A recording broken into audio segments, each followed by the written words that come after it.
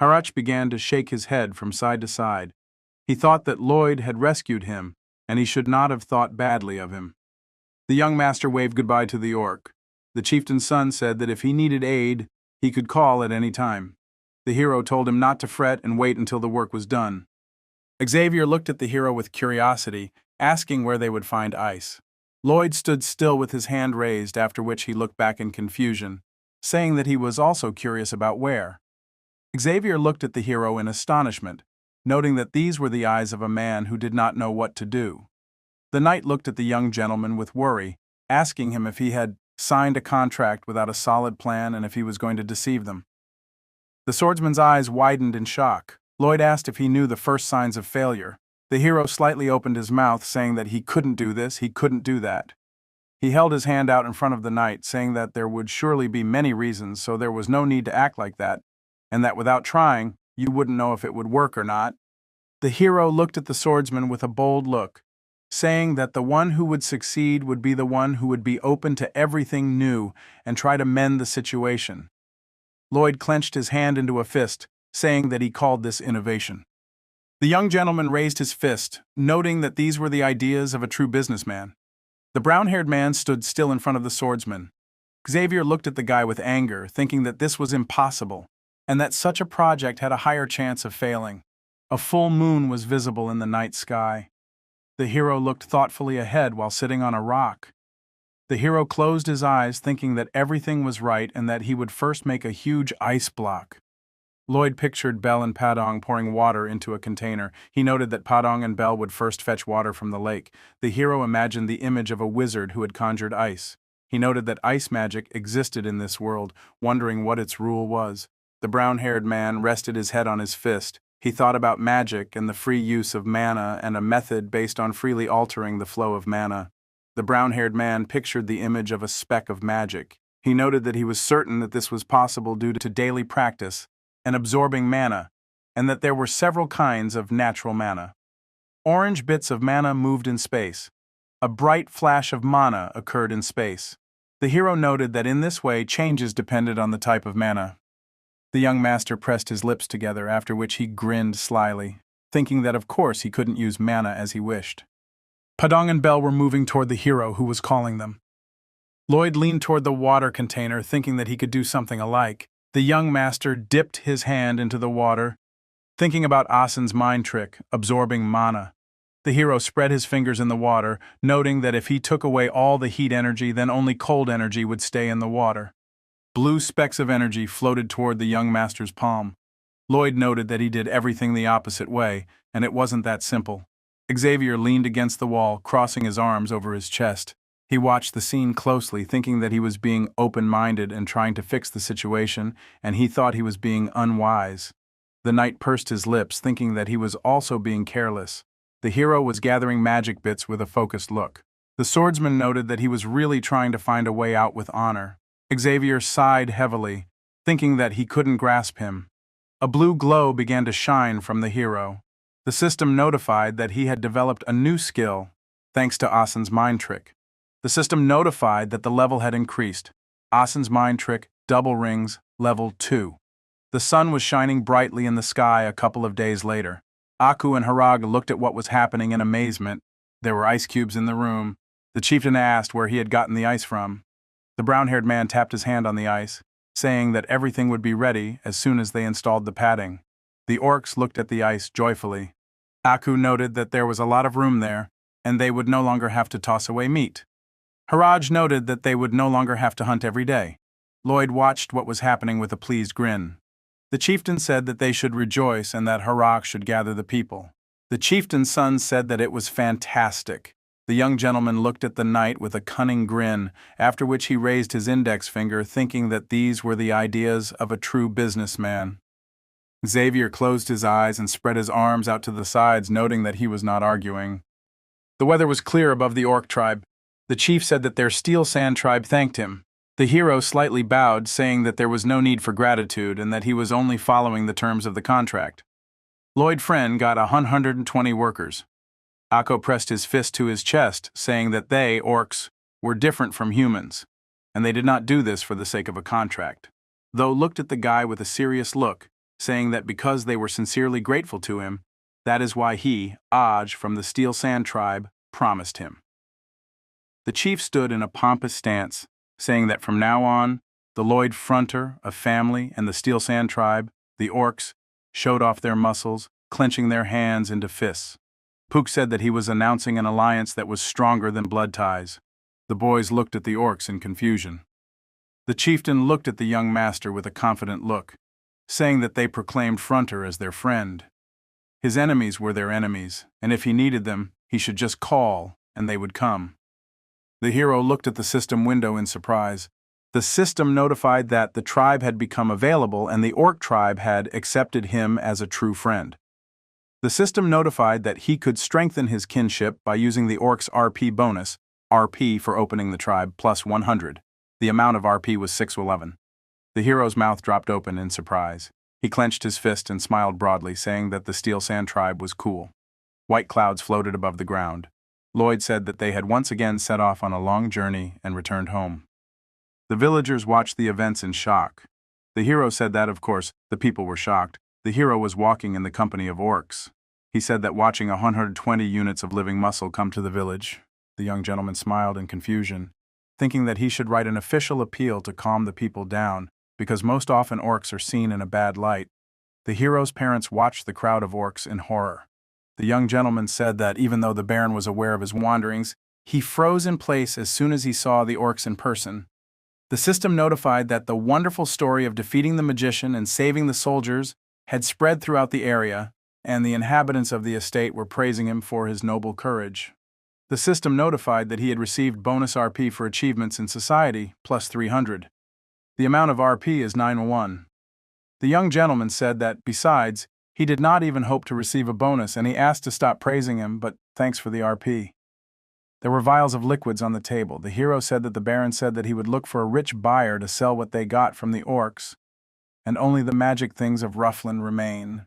The hero looked at the golden sphere with curiosity, after which he began to dig into the book. Xavier asked if he found anything that could be sold. The hero said that he did not know, and he was trying to figure out if they could use them as something before selling them. The hero looked at the book in shock, wondering what it was, after which he abruptly jumped up, saying that he urgently needed to go to the mines and let him clean up after him there. The hero ran along the road to the mines. He began to frantically look around, asking where Thedaz was. Fords approached the hero with an exhausted look, asking what he was looking for. The young gentleman said that he had good news. The guy looked at the young gentleman with an exhausted look. Lloyd asked if he remembered the details of their contract, and that he would have to work for him for 520 years. The worker said that he remembered. The brown-haired man smiled widely, asking, in fact, what was the point of this, saying that all these conditions were too ridiculous. Fords looked at the brown-haired man in surprise. The hero said that now he had nothing to worry about. The hero pointed to the book, saying that it said how to revive a dead person. This looked at the hero in confusion. The main character smiled widely, saying that this meant that he would still be able to work the entire term, asking if he was happy and wasn't it fun. The guys stood motionless, looking at each other. Lloyd looked at the guy with a terrifying look, asking what was funny only to him, ordering the guy to smile.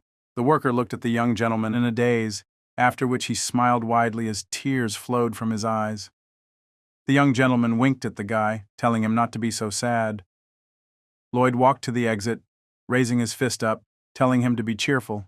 The system announced that the King of Hell himself was impressed by his efforts and was already thinking of offering him a job.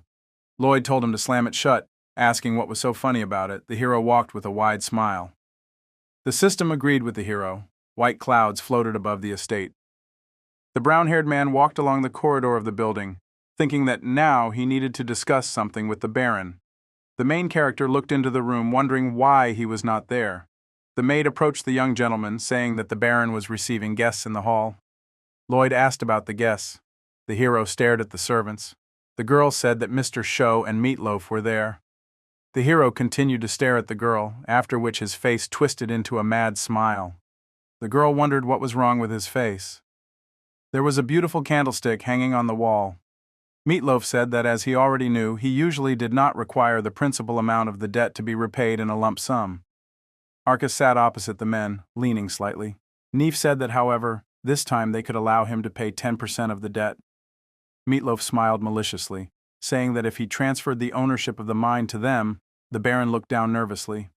The man asked why he was silent, saying that for him this was the best offer. The Baron looked at the door in surprise when the hero said it was him, asking if he could come in. Arcas said that he could, of course, come in. The hero, with a wide smile, looked into the room, saying, "What kind of meeting is this?" asking how they are doing. The man, with a displeased face, showed the paper to the hero, said that if he came to threaten them again, then it is better for him to leave immediately, since they have permission. The brown-haired man said that who would doubt it and how smart it is. The young gentleman smiled widely, saying that it can be concluded that they complained with a very good offer, asking nothing if he makes a counteroffer. Meatloaf looked at the guy with irritation, said that he is not going to listen to this idiot. The hero said that in the future, they will pay off the debt in installments, but of course they cannot lower the interest. The enraged man pointed his finger at the hero, saying that he does not want to listen, asking how dare he. The main character smiled widely, asking what can be offered, but he cannot, adding that he is furious. An orc's leg appeared in the room. An enraged Haraj appeared behind the hero, asking who had angered his brother. Fra Meatloaf and Shayo looked at Haraj in horror. The chieftain's son incinerated the men with a furious look. He said that the Steel Sand tribe would destroy anyone who made Fronter suffer. Lloyd smiled widely, lightly hitting the orc on the chest. He asked his friend what he was talking about, saying that nothing terrible had happened. The chieftain's son said that it hadn't happened at all and that he looked angry. The hero said that the man had simply raised his voice a little. Shayo and Meatloaf were shaking in horror. Lloyd told them to ignore him, asking how they liked his offer. The young master continued to smile, saying that if they refused him, Haraj looked at the men with a terrifying look while the hero smiled madly. The brown-haired man said that he would be deeply offended. Haraj said that if they dared to upset Lloyd, he would tear them apart. The two men ran out of the estate in horror. The hero held a paper in his hands, looking at it. He said that he would like to make it so that there would be no more for a long time, but this is impossible, so he must be content with what he has. The Baron thanked the hero. The young master looked at the defense with a smile, saying that orders for the construction of the system are growing, and coal mining is in full swing, and they will be able to quickly pay them off. Brownhair handed the paper to Arcas, saying that he should not lose this contract. Arcas looked at the hero in surprise. The hero said that they have worse problems, and if they do not solve them, then they will have a hard time. Brownhair pointed his finger at the chieftain's son, saying that the orcs consume 10 times more food than they do. Arcas looked at the hero in horror. The young gentleman said that their food expenses were no joke, but they would not be able to let them go. The threatening orcs swung the poker. The protagonist observed that, as he had anticipated, orcs made outstanding miners. The orc hit the ground with a fierce strike. The worker pointed the orc out to the protagonist. Lloyd asked where he was. The worker said that this orc, he labors non-stop for 24 hours. The soldiers started to pull the orc away. The protagonist told them to take him away from there and ensure he didn't appear there until tomorrow. The orc yelled that he didn't want to rest and wished to work until his muscles tired. The young master remarked that their output was 10 times higher than he expected, and their stamina and power were beyond description. Haraj looked at the protagonist in surprise, asking what he was talking about. Money? Noting that orcs didn't need cash, the protagonist stated that they didn't even have to pay wages every month. However, the chieftain's son patted his belly, saying that he just needed to feed them enough. The protagonist noted that this wasn't exactly a usual issue. The brown-haired man sat on the sofa and stated that they would have to increase taxes greatly. The Baron looked at the protagonist in confusion. Shayon said that they would buy orc meat with this money. Considering the efficiency of the mines, they would not lose money. Arcas said that he understood him. Then he looked down at the floor, adding that one could not be certain that the residents of their settlement would be able to afford it, noting that it was very hard to make a choice and they could not impose such a high tax. The hero smiled slightly, saying that if they constantly raised the tax, it would be theft. What were they losing? Because they would work diligently, and they could face losses if the amount of tax collected decreased. The Baron looked at the protagonist with interest, asking how exactly they would raise taxes then. Shayon said that everything was simple, and they would allow them to earn more cash. The protagonist showed an image of a swamp, saying that the deserted land in the north of the settlement, they would turn the MZ wetlands into a farm. The young gentleman smiled confidently, raising his index finger. He said that they would give it to the people and they would grow various crops, make plenty of money, and pay taxes. There was a beautiful orange sunset in the sky. The protagonist stepped on the water. Lloyd and Xavier walked through the swamp. Xavier noted that it had been several hundred years since this land was forsaken, asking how people would be able to grow anything in such a place. The brown-haired man said that his big boss had a plan. The guy grinned in confusion, thinking that he said so, but it would not be simple. The protagonist was sitting near the sand filled with water. He noted that many things need to be considered because the area is not small, and they need to create a system for carefully draining rainwater. The protagonist made small walls out of sand, noting that there was no other option and would have to test a possible solution. The protagonist was sitting in the middle of water and land. Lloyd asked what if he did this, noting that it was a failure. The young gentleman asked what might be too high and then perhaps like this, noting that he had messed up again. The sun was shining brightly in the sky. The protagonist was building a tower out of the ground with a tired look. The Baron and Xavier were watching what was happening. Arcus asked how many days had passed. The swordsman noted that it had been 21 days. Xavier looked at the Baron and said that he barely ate or slept, asking what he should leave him. Arcus said that there was no need to do that. The protagonist stood with a shovel and a bucket in his hands. Arcus said that he disliked him even though he was his son, and wondered if he would ever become a normal person. In WEA, it was impossible. The protagonist pursed his lips, bending over to the ground. The Baron noted that now, for the sake of others, he was trying to bring about amazing changes. Arcus looked down with a sad expression, saying that perhaps he could not assist him in any way, but he was not going to interfere either. Xavier watched the protagonist closely, saying that it was a wise choice, and right now young Master Lloyd was responsible for his words and would not quit. The protagonist bared his teeth, looking at the ground with a serious expression. The system notified that the level of sympathy from Baron Arcus for him increased. He received 20 RP level 931. The leaves on the trees rustled in the wind. The protagonist fell to his knees, after which he clenched his hand into a fist and raised it up. The young master gritted his teeth, raising his hands up. He noted that it should absorb and then the water would drain as it should. The brown-haired man imagined falling gold coins, thinking that if they handled the water, they would be able to increase taxes. The brown-haired man imagined honey pouring on him. He thought about a wonderful life. The protagonist stood still with his hands raised, after which he collapsed to the ground. Lloyd smirked, noting that he was worn out, but it was manageable, and if you compare it to how he worked at night and got by with part-time jobs. Lloyd looked at the system window in shock. The system notified that his unusual experience had affected the design skill and a new skill was available to him. The protagonist looked at the system window with interest. It said that the design skill, personal choice 3, modeling mode, and modeling is possible by manipulating the collected data. A green diagram appeared in front of the young gentleman. He picked up a piece of land on the diagram with his hands. After that, stones fell from the top of the diagram. The brown-haired man looked at the system window in anger. The system window notified that he himself said it was manageable. The protagonist said that it should have told him earlier because he was there for a month, adding that he meant it, asking if it knew how tough it was for him. The system notified that the skill can be visible due to the gained wisdom. In this case, the reason was his wishes. The protagonist squinted at the system window. He asked that when he first appeared there, what was his wish? Lloyd told it to just be honest, asking that he himself did not know, and how his wish was connected with his arrival in this world. The young gentleman looked ahead in confusion. He said that he just wanted to finish college, get a license, get a job in a good company, and not worry about money, asking, is that not what he wanted? The system notified that this is just his goal and desire is much stronger, something that overcomes space and time. The main character slightly rose, brushing off the dust from his clothes. He said that if it was going to talk about the fleeting nature of life, it would be better to stop this conversation because right now he is busy.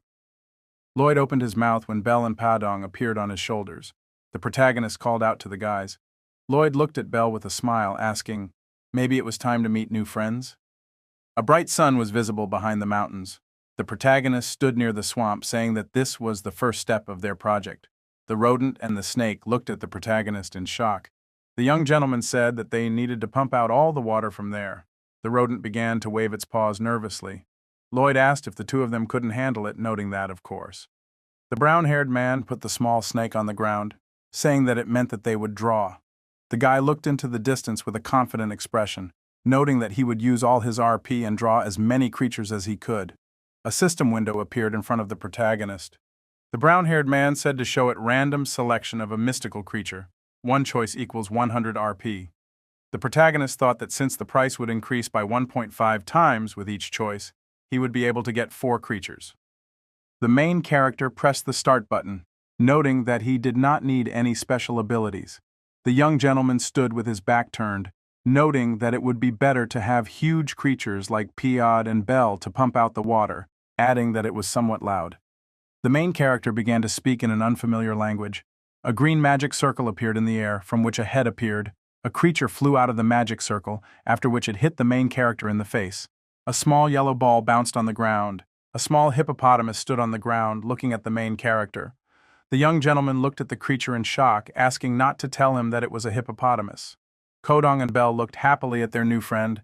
The small hippopotamus smiled widely, waving its paws. The animals began to circle happily. The main character leaned towards the hippo, saying that he did not want to distract them, asking if it could show him the instructions. The hippo spat out the paper from its mouth. Lloyd noted that he had already gotten used to it. The protagonist unfolded the wet leaf. He narrowed his eyes, asking if it would not grow even if fed a sunflower seed. The hippo looked at the protagonist with a joyful smile. Lloyd wondered if he had really missed something this time. The hero crossed his arms and looked carefully at the animal, and it grinned at its new owner. Lloyd turned away and said that he would like to attempt again. Notice, the choice of a fantasy creature is available only once a day, he stated. The guy sadly muttered that he had only wasted his time. Pyong and Bell stood up for their small friend, saying that the aristocrat was acting rudely.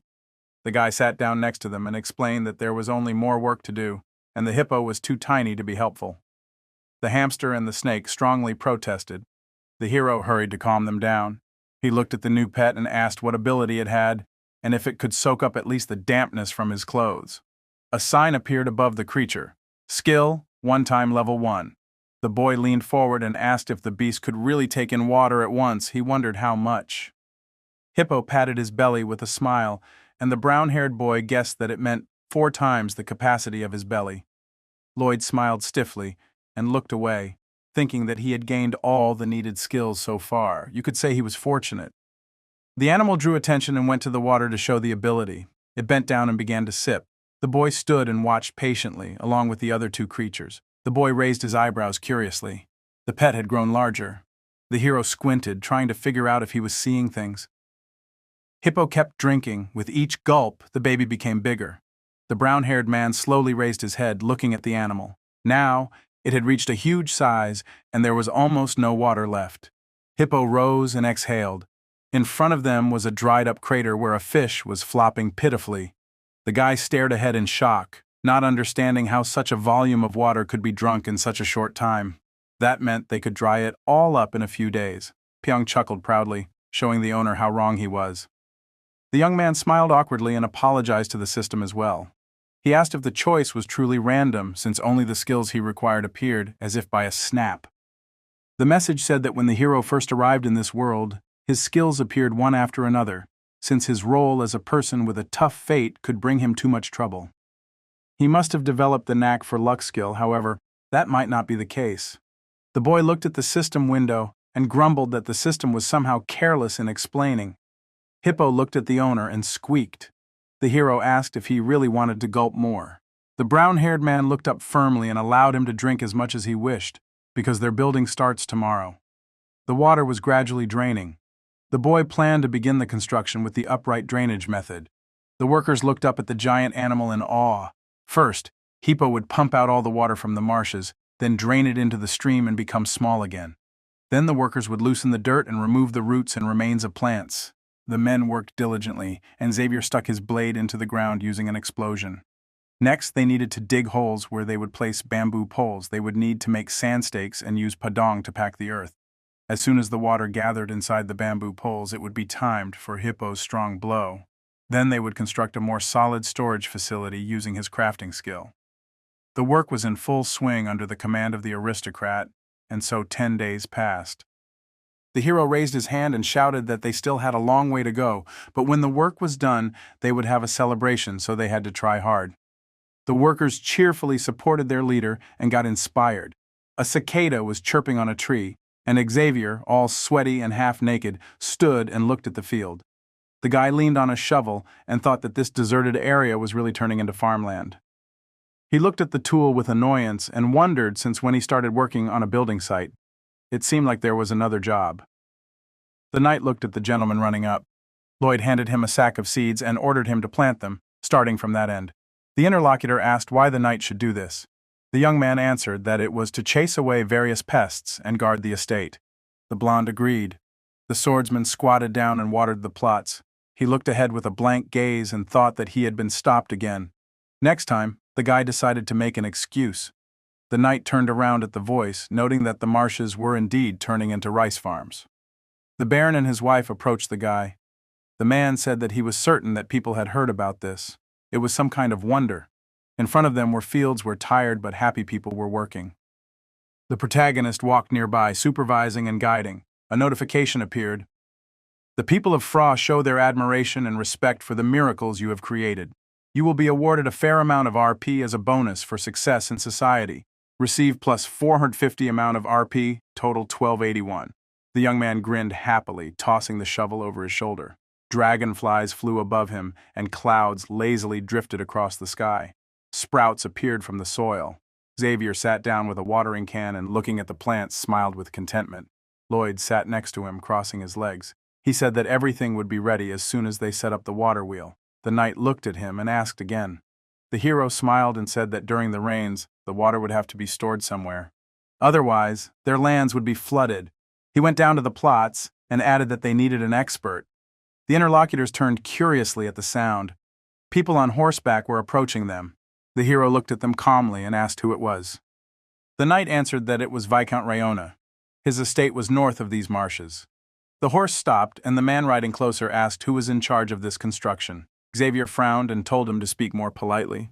The hero stopped him with a grin and replied that he was the leader here. The boy asked why they had come. The man frowned and said that these lands belonged to Viscount Rayona and ordered them to leave this place at once.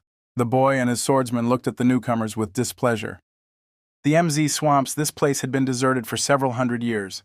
In the north, these lands are in the control of Viscount Rona, and the southern part of the swamps belongs to Fra. It is clear that he is not just claiming them. Apparently the nobleman wanted to seize the fertile lands. The hero squinted his eyes and thought that the man could really demand to transfer the lands for his use because, in fact, the northern part belonged to him. He smirked and added mentally that it had been like that until now. The hero stood in front of the visitors. The boy asked whether the Viscount was really stating that they had entered his territory without permission. The nobleman's aide frowned and confirmed that these lands had been given to the Viscount by the king himself.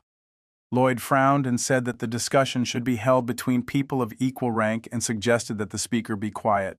The man's face twisted with anger. The workers stared at them in shock, and the Viscount Grimm, the brown-haired man, bowed and apologized for not presenting himself earlier. He said that he was the eldest son of the frontier family Racona. He raised an eyebrow and said that he had heard that the young man was acting improperly. The man demanded that the hero summon his father. Xavier frowned and thought that this was too rude, but Lloyd calmly began to clean his ear. The speaker repeated the command, but the young man said that he heard perfectly well.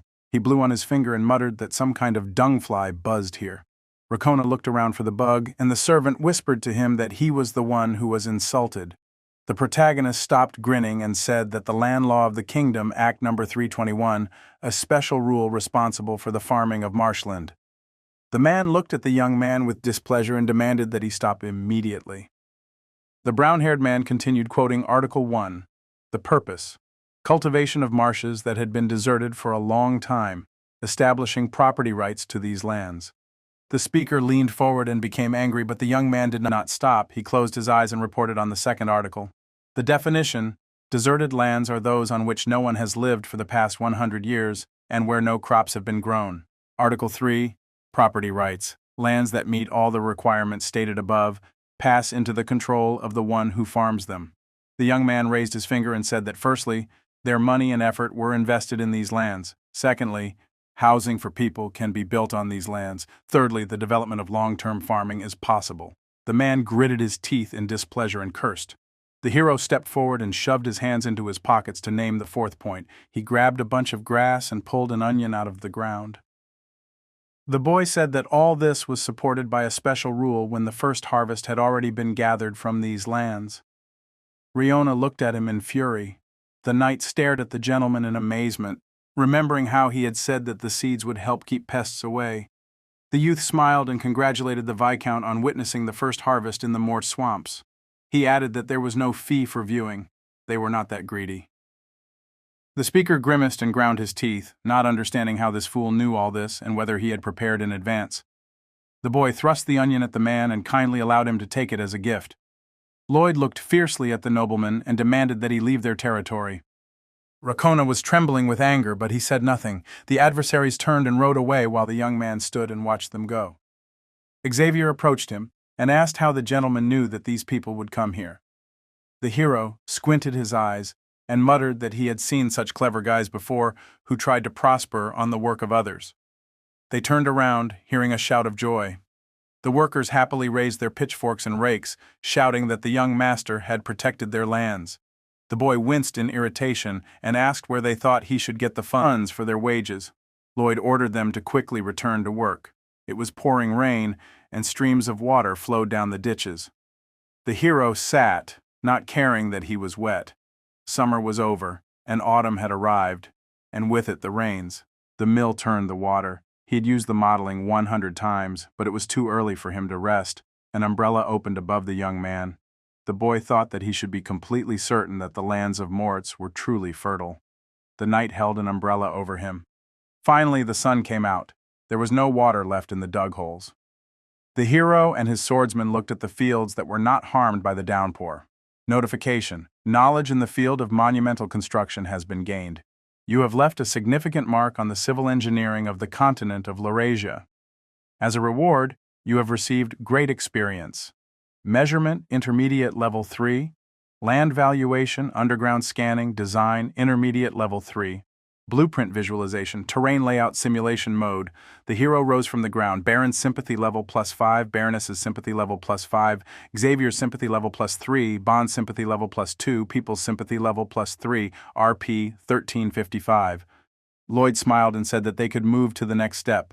At this time, in the lands of Viscount Rona, the man slammed the table and asked again about land reclamation.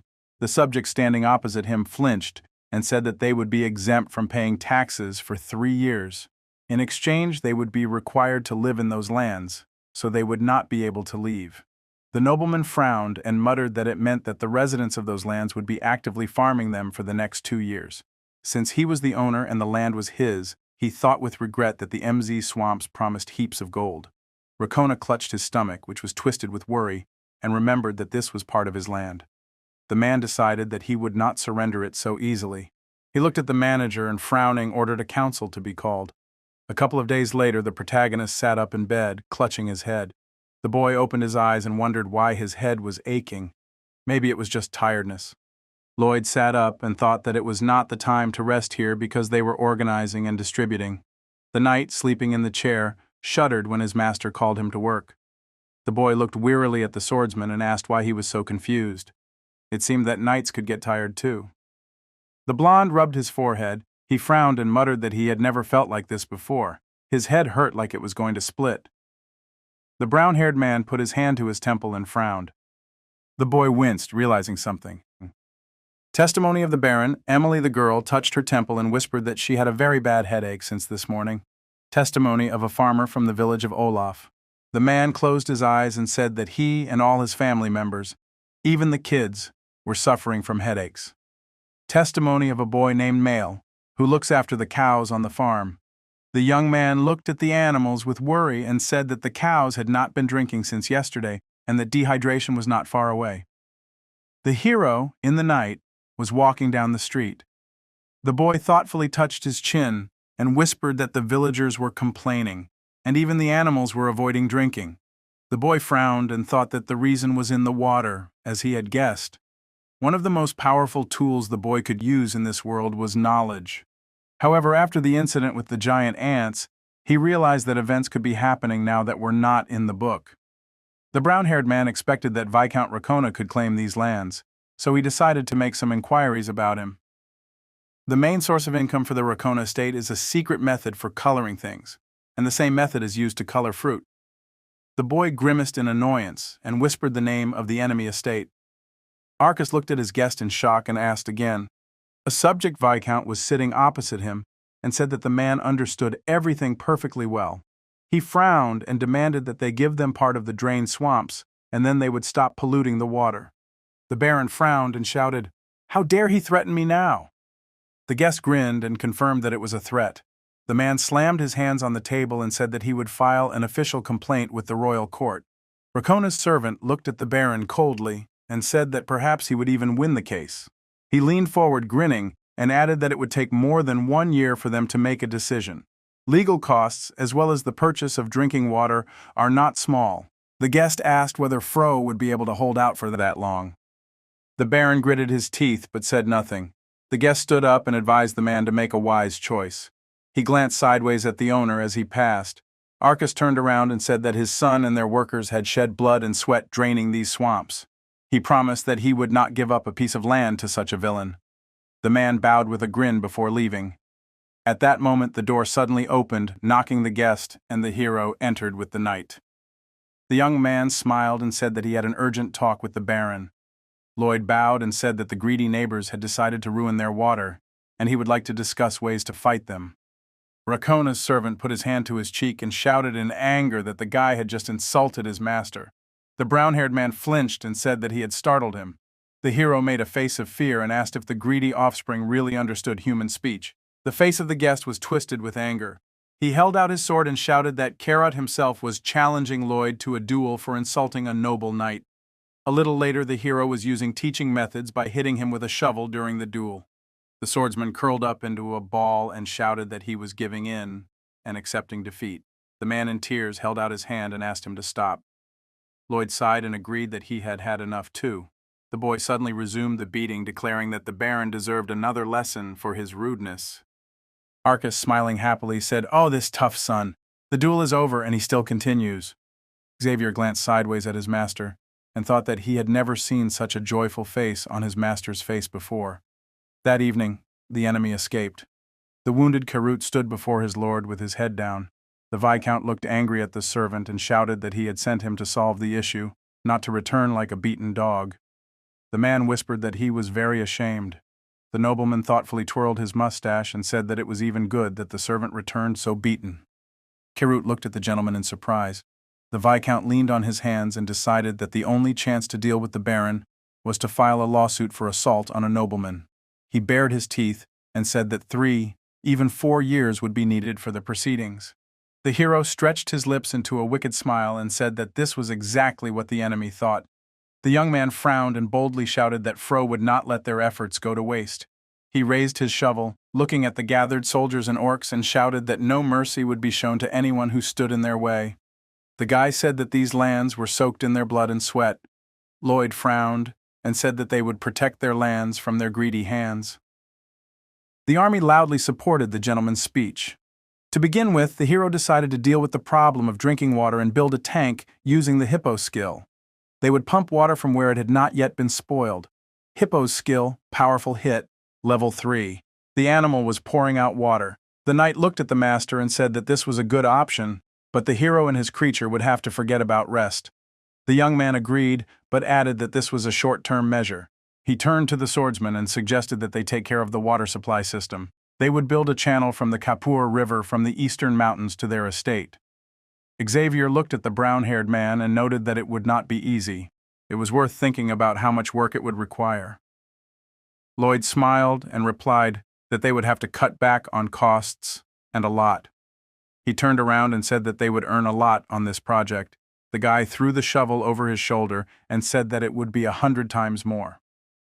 A couple of months later, Racona bit his nails in fear. He asked, trembling, how this was possible, and did not know what to do. The manager entered the office and reported that Fro's eldest son was requesting a meeting. The man frowned and ordered that he be told to leave. The subordinate reported that the hero said that something had been troubling the Viscount lately, and he was here to fix the matter. The man froze in surprise. Lloyd lounged on the sofa and noticed that Racona was not feeling well at all. The knight stood behind him. The Viscount sat down opposite him and asked what the young man wanted. The guy reminded him that he had come to solve his problem. The man frowned and asked what he was talking about. The brown-haired man grinned and suggested that he be honest. He leaned forward and asked with a smile what the other man would do if the young man saved his failing business from ruin. Racona turned pale. The man frowned and was angry that this was the work of the guy who would destroy his workshop.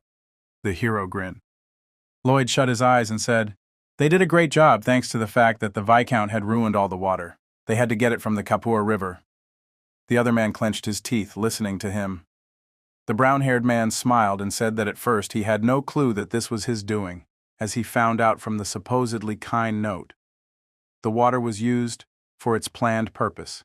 In general, they had to dig the ground from the river to the estate itself, treat it, and fill it up. They had come a long way. Racona hit his fist on the table and asked, "How is this linked to my workshop?" The young man asked him to just hear more and be patient. The hero said that then a huge valley stood in their path. Lloyd waved his hand and noted that they had no other option but to build a Roman aqueduct, a water channel for delivering water to towns, irrigation, and hydroelectric systems from sources above them. To find the limestone they needed, they had to carry out blasting tasks. As a result, completely by accident, limestone began to settle at the bottom of the valley, a very large amount. The man nervously gripped his fists and shouted, "What does this have to do with my workshop?"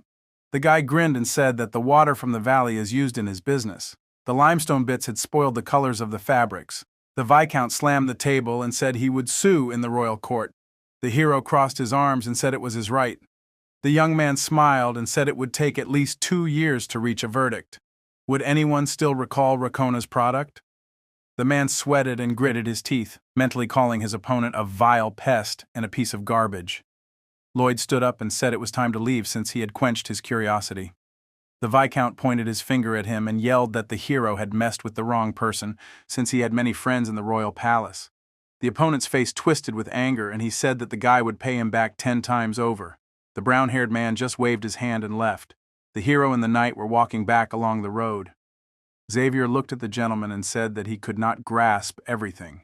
He noted that by provoking the Viscount, the young man had only made him angrier. It seemed that Racona would hold his ground to the end. The man had great ties in the capital. If it came to a lawsuit, they would lose even more cash. Lloyd put his hands in his pockets and replied that he knew what the swordsman was hinting at. He asked to just wait a bit longer. The other man looked at him with a question. The young man grinned and muttered that they would still see who would lose more. The sun was shining over the plain. A month later, Racona bowed, burying his head in the floor, and declared that he was wrong. He asked to save his business. Lloyd looked at the nobleman with scorn, and Xavier watched the scene in shock. The brown-haired man lifted his chin and asked if wise people had really shown the man the idea that he would not win.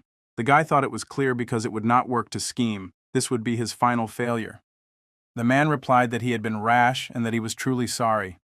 The hero leaned on his hand and said that he was not really interested in words.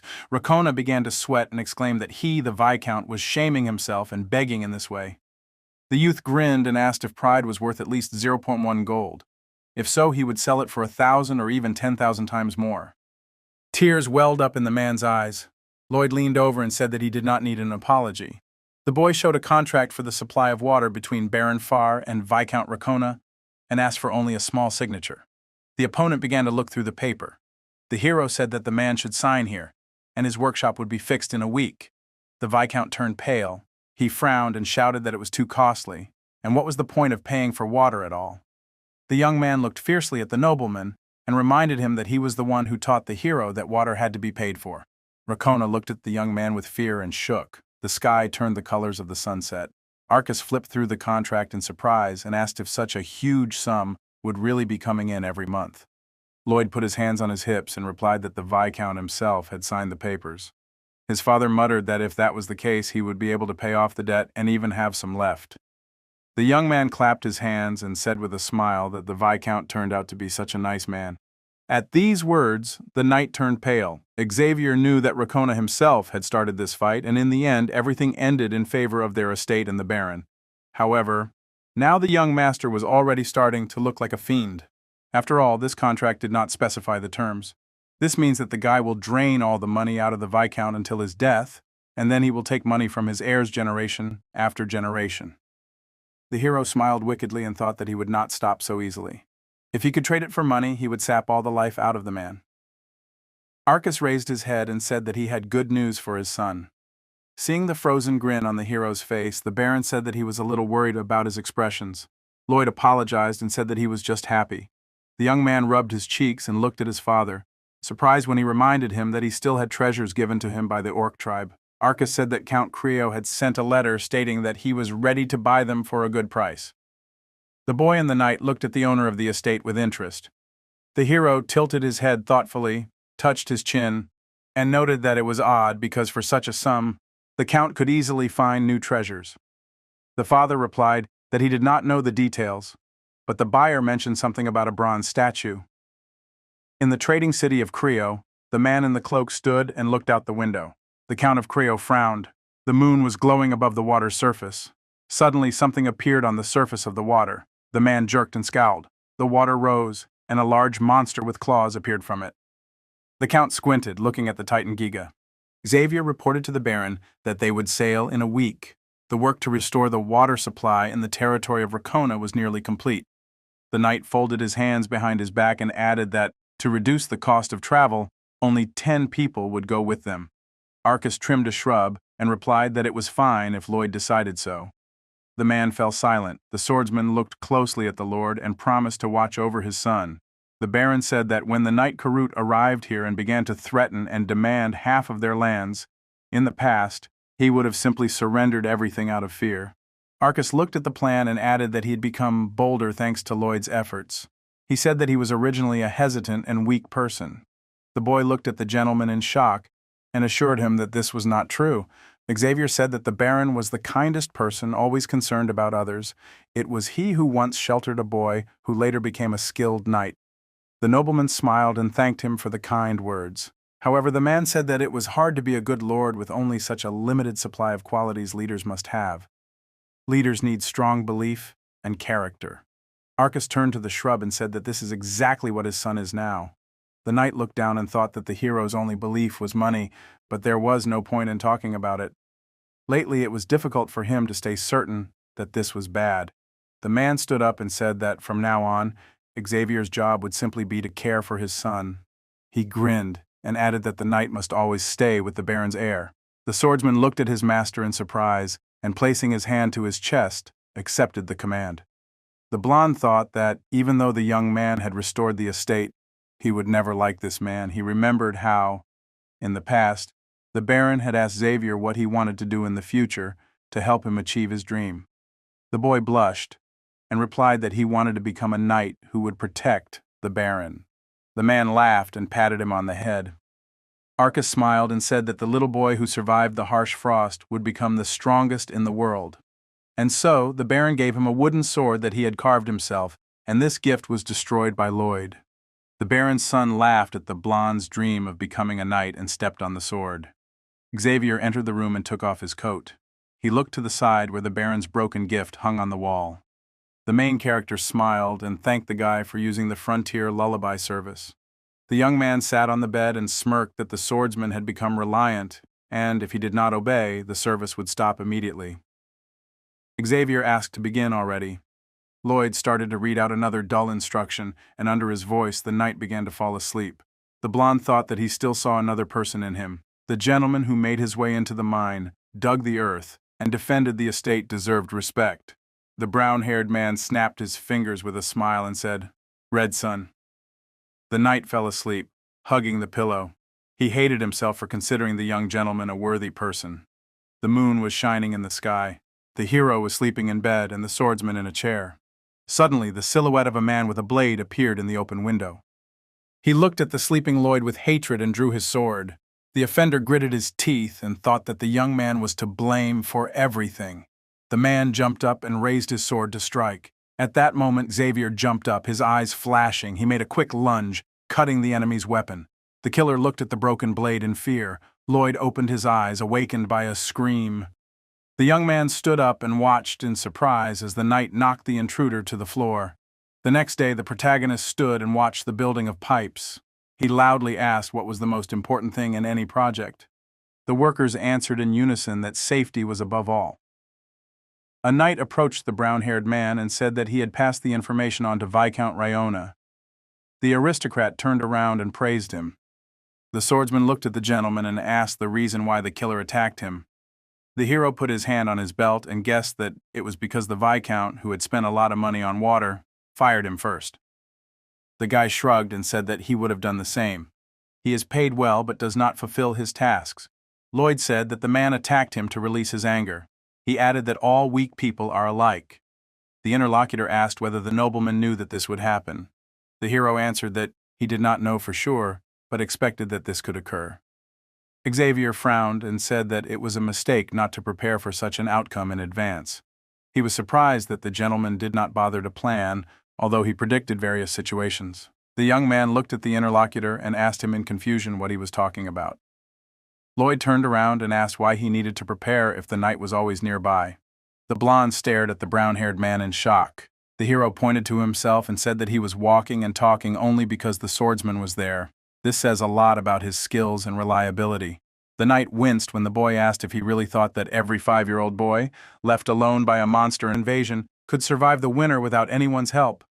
Lloyd smiled and said that such a person could become a knight and was now by his side.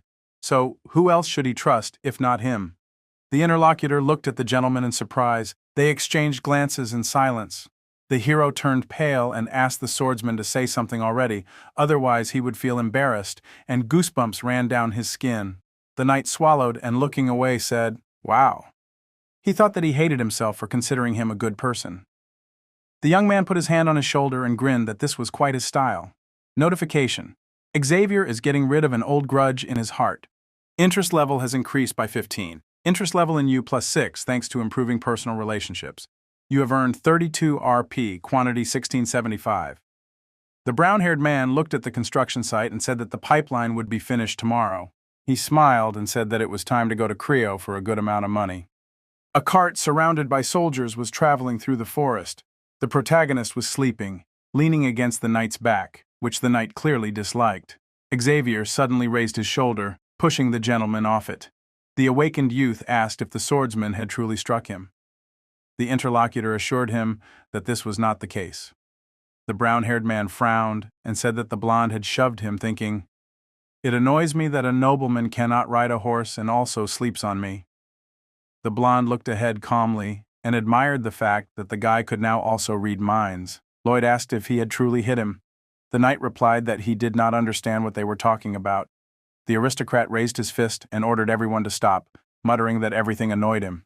He jumped off his horse and, looking angrily at the swordsman, asked to be taught how to ride. The interlocutor looked down at the gentleman and replied that he was a knight, not a riding instructor. "I am impressed that you are trying to understand what you lack," he said. Lloyd frowned and declared that this was an order. "I will learn hard. I'm not afraid of tough work." The blond man stepped to the ground and muttered that this was complete madness. "I know. Let's try together," he said. The brown-haired man was upset at what the interlocutor said. "Thank you, Xavier," he replied. The system noted that they were just like two angels. Lloyd turned around and irritably shouted at it to be quiet and not act as a translator. The driver and the soldier behind him trembled in fear. The knight raised an eyebrow and asked if the gentleman had finally gone crazy. The hero was shaking with anger. He looked at the pop-up notification. Rumors spread faster than words. Rumors that you built the first water supply system on the continent are spreading quickly. Your reputation as a builder has grown. Your name will be written in the history of the construction of the kingdom across the entire continent. Bonus RP +600, amount of RP 2275. The young man opened his mouth in surprise and thought that he had become fortunate. This meant that he could expand his work. The brown-haired man smiled and thought that fame meant wealth, and wealth meant a comfortable old age. A bright future was already waiting for him. Xavier looked at his interlocutor and muttered that he first got angry, then laughed. He had definitely gone mad. "A complete lunatic," he said. The hero was angry at this foolish app with a translator. The journey to Creo was not easy. Winter was felt more and more clearly as they neared their destination. Along the way, the young man learned to ride a horse under the guidance of a swordsman. They arrived in Creo only in the middle of winter. The Count smiled and thanked them for coming so far. Lloyd and his knight bowed, and the young man introduced himself as the eldest son of Fra. The man laughed and noted that he had pictured him differently. He had heard rumors about the talented builder and had imagined a more imposing appearance, but the guest showed nobility. The brown-haired man raised his head in surprise. The Count walked around him, turning to Xavier, praising his noble blood and offering his daughter as a bride. The hero frowned in shock and called the feudal lord. Creo turned around in irritation and exclaimed how some lowly servant dared to interrupt a nobleman. Lloyd's face twisted with anger. The system roared with laughter at this situation. The Count laughed loudly and apologized for the misunderstanding. The protagonist sat opposite him with a blank look, and the knight barely held back his laughter. The system continued to mess around, and the young man regretted that he did not have the chance to give it a good kick. The man smiled and said that the guy really did have a flaw, and that he looked like a servant. The lord of the trading city, Count Creo, played a significant role in the novel The Knight of Iron and Blood. Xavier, who was on the run after the massacre of the usurers, was caught here in Creo with the active help of the Count. But after exchanging only a few words with the swordsman, the feudal lord realized that he was a worthy man, and after that, Creo acted as his ally. The man said that he wanted to buy treasures to install statues in the sea. The hero looked at him in surprise and asked again. The interlocutor touched his forehead and sighed, saying that trade in Creo had completely worsened a couple of years ago. Mega-titans began to appear in the seaport. He crossed his arms and said that they had never made a direct attack, but their very presence was scary. The young man frowned and thought that he had definitely heard about it somewhere. Attacking from the sea was impossible, so there was no point in a navy. Creo was gradually falling into decline. The Count was sinking into despair. The hero thought that Xavier would do something, but the novel had hinted at many things and then suddenly ended. It was not even clear if there would be a sequel. The brown-haired man frowned. When he first came here, he thought he knew the whole story, but here, every now and then, events happened that were not in the novel.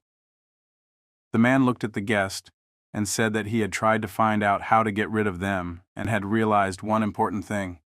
Mermaids, the strongest warriors of the ocean, were the main source of fear for the mega-titans. The Count closed his eyes and said that he had thought they should install bronze statues of mermaids in the very center of the sea.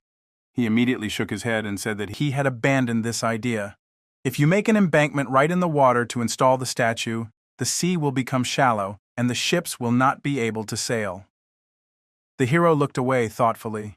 The man smiled and said that his treasures were no longer needed, but since they had an agreement, he would still make the purchase. Lloyd lowered his head and said that he could not allow the Count to suffer one-sided losses. The interlocutor asked whether the young man would not sell the treasure. The hero objected that he would sell it even at a high price if it was so desired. The man looked at him curiously. The boy smiled and said that he would install the statues without interfering with trade routes, using friction struts and casing shafts. He thought that they would definitely succeed if they took these two elements into account. Lloyd and the knight were sitting in the boat.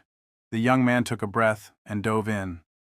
With the mask, his eyes sparkling, a grid with a graph appeared before his eyes. Fortunately, the seabed was quite flat, and there was a lot of sedimentary rock here, so the ground was fairly soft. He wondered if the layer of soft rock could be even deeper. The young man shivered and abruptly surfaced to replenish oxygen. The hero took off his mask and looked at the swordsman, his teeth chattering. He asked why he was so pleased. Xavier smiled and apologized because he had never felt such joy watching other people suffer. The young man looked at him silently with wide eyes. He held out the mask and suggested that he look around. The knight began to row and asked if the gentleman was really satisfied with the terms of the agreement. The blonde looked ahead thoughtfully and said that no matter how much he thought, he could not figure it out. To make an embankment on the seabed, it must be some kind of magic. The hero wiped his hair and muttered that it was quite possible. He smiled and said that this magic was called cement. The guy thought that the only problem was how cement was mixed in this world. If we were talking about Roman cement, then everything would work out for sure. Lloyd took the knight by the hand to climb out onto the pier, but he advised him to be careful so as not to fall into the water. The hero was annoyed that the swordsman had achieved mastery in playfulness and irritation. They turned toward the voice. The fair-haired girl shyly handed over the letter and said that she had something for Lloyd. The young man blushed and smiled. The blonde introduced herself as the Count's daughter, Christine. She said that she had seen the boy walking through the courtyard of their estate yesterday. The girl blushed and shut her eyes. The hero was embarrassed and gazed at her. Christine handed over the letter and asked him to take it. The brown-haired man frowned when he saw the girl turn to the knight. The young man thought that, in some way, he had expected this. His face stiffened, and he decided that it was even more appropriate. Xavier took the letter with a sigh and placed it in his pocket. The girl quickly ran away with the servants, happy that he had accepted it. The swordsman quietly watched them leave, and his master stood there with a stern face. The knight moved forward and offered to go, but he stopped him. The hero frowned and asked if the other man was going to keep pretending that nothing had happened. The guy turned around and asked what the aristocrat was talking about. The knight stammered and opened his eyes wide. Lloyd narrowed his eyes. The swordsman dramatically covered his mouth with his hand and wondered if the gentleman had never gotten love letters. The nobleman bit his lip, insulted. The knight turned away in embarrassment and, looking into space, asked the young man to wait. Notification: Xavier sincerely supports you. The hero's face twisted with hatred, and tears welled up in his eyes. He drew a diagram in anger, convincing himself that he was not jealous at all. The guy promised that he would become wealthy and earn a lot of money. The Count came up to him and called him.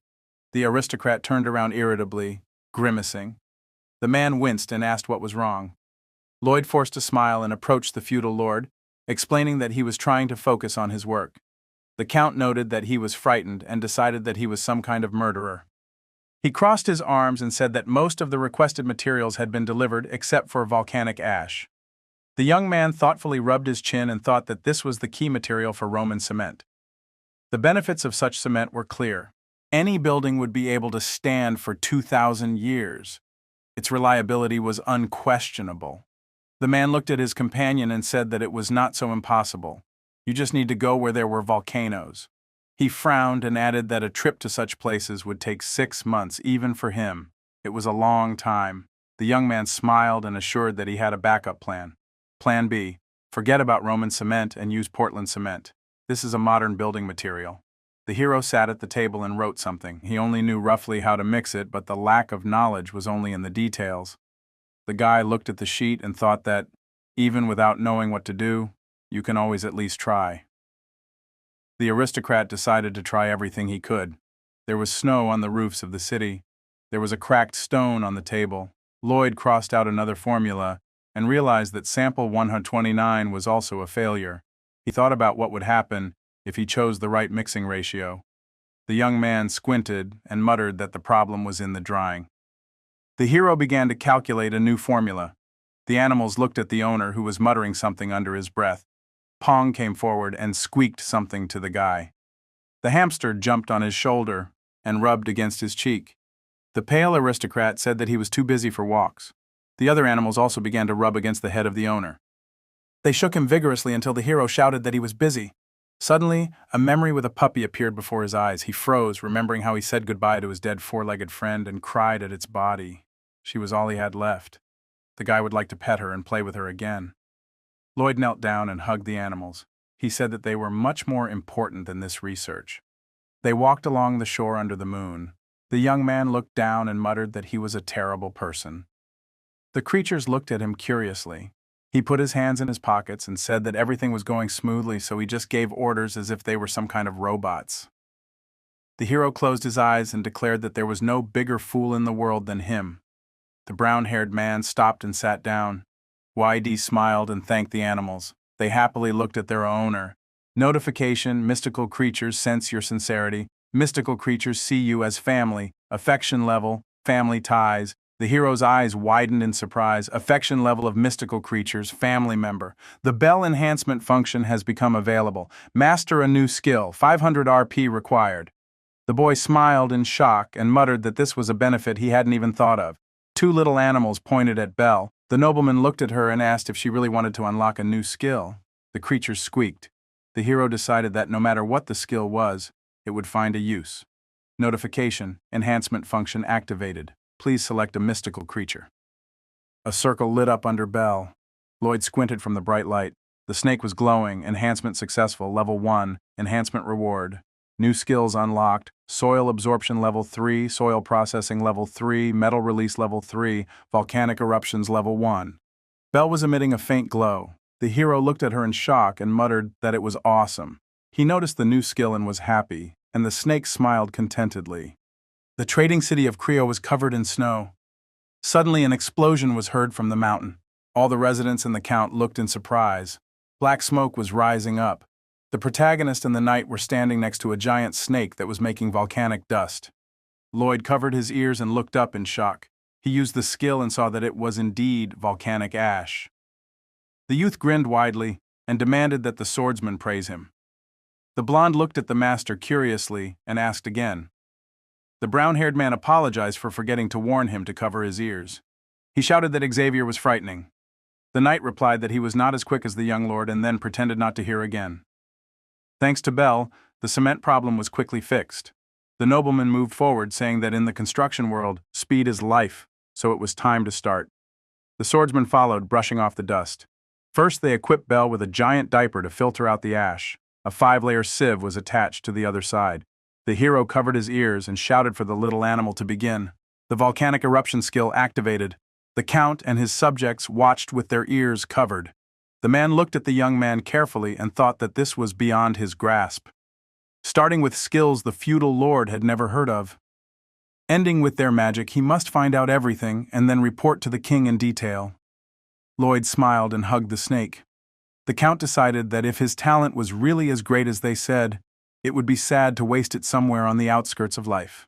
Once the materials for the cement were gathered, it was time for step 2. Build a casing into which the cement would be poured. Next, the well was installed, and water was pumped out of it thanks to the hippo skill. Step 3. Xavier swung the sledgehammer and struck, driving the friction struts into the ocean floor inside the well. The knight looked at the lord and asked when the next shipment would arrive.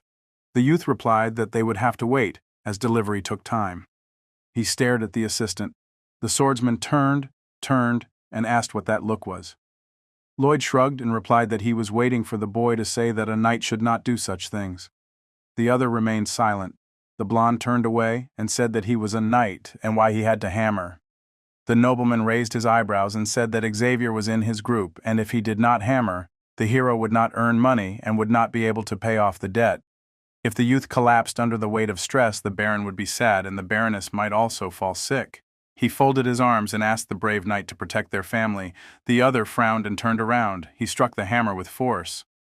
After Xavier finished practicing, they made reinforced rod frames with steel spikes at the end, and finally the long-awaited cement was poured. After it hardened, the well could be taken apart. The marine artificial soil was laid. The hero looked at the Count and said that it was 50 cm above the water level. If they installed the statue here, it would rise above the water. The man crossed his arms and agreed. He looked down carefully and said that he still could not believe that the column would be able to hold the weight of the statue.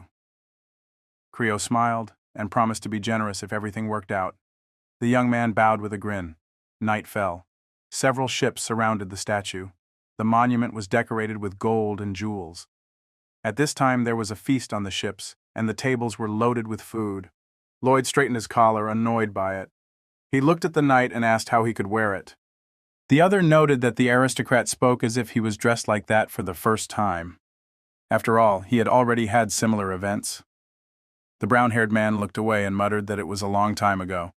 The Count pointed to the young man and asked for a moment of attention. He said that this young man had made an invaluable contribution to the setting up of the statue. The guests looked in that direction with admiration and surrounded Xavier to shake his hand.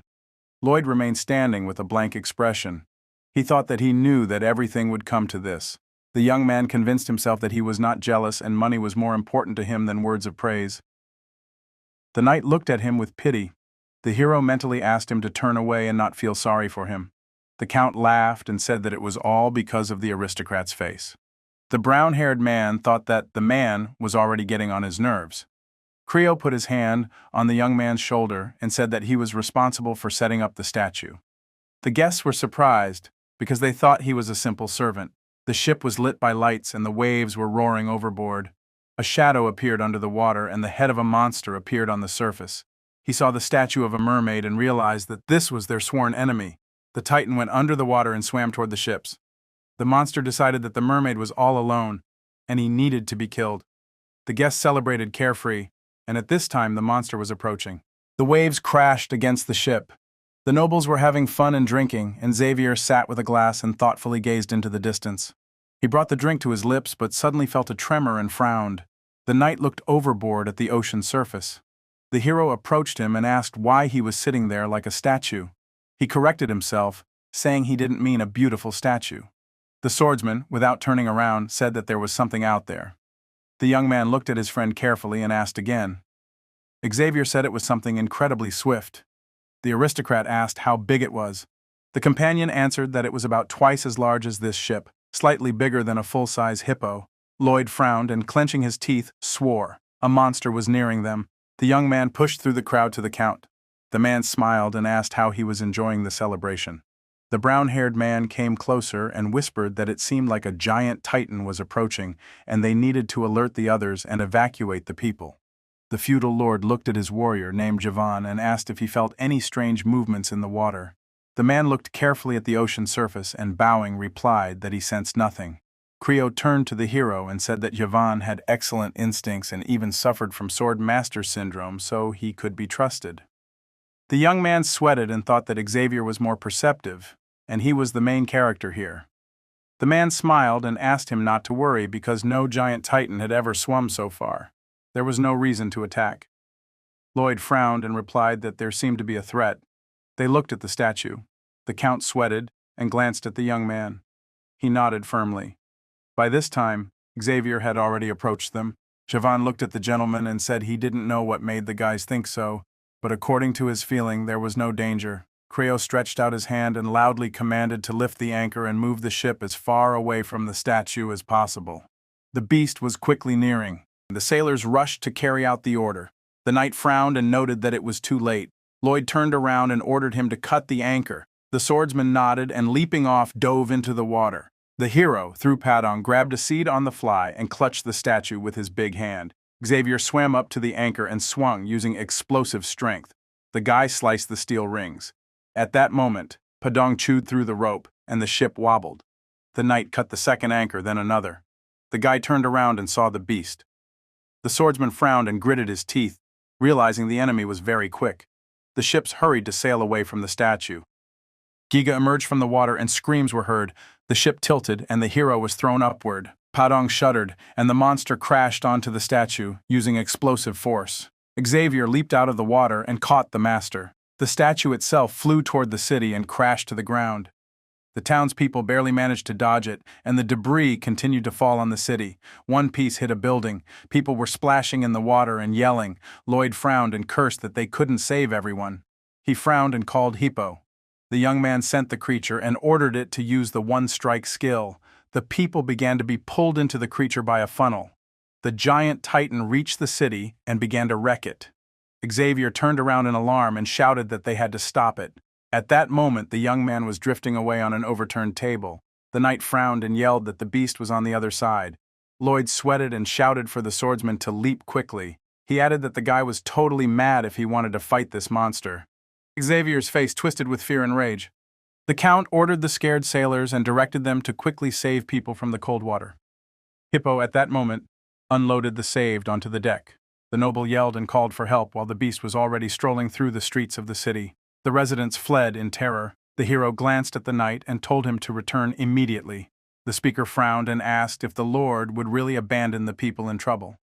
The young man scowled and replied that they had come to make money, not to battle monsters and keep peace.